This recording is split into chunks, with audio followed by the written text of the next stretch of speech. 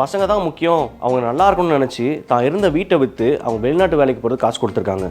ஆனால் பசங்க 2 மாதத்தில் திரும்பி வந்து இந்த தாயை கூட்டிகிட்டு போகிறேன்னு சொல்லி அந்த ஊர்லேயே அனாதையை விட்டு போயிருக்காங்க.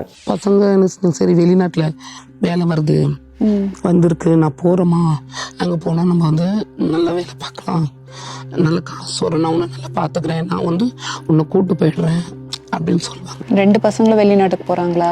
சொன்னாங்க.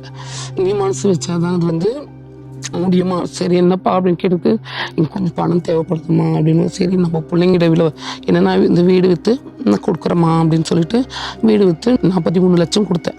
சரின்னு சொல்லி எடுத்துகிட்டு போனாங்க. எடுத்துகிட்டு போயிட்டு நல்ல மாதிரி தான் வேலைக்கு போகிறேன்னு சொல்லிட்டு சரி இன்னைக்கு வருவாங்க நாளைக்கு வருவாங்க, இப்படியே மாதங்க எல்லாம் கடந்து போச்சு.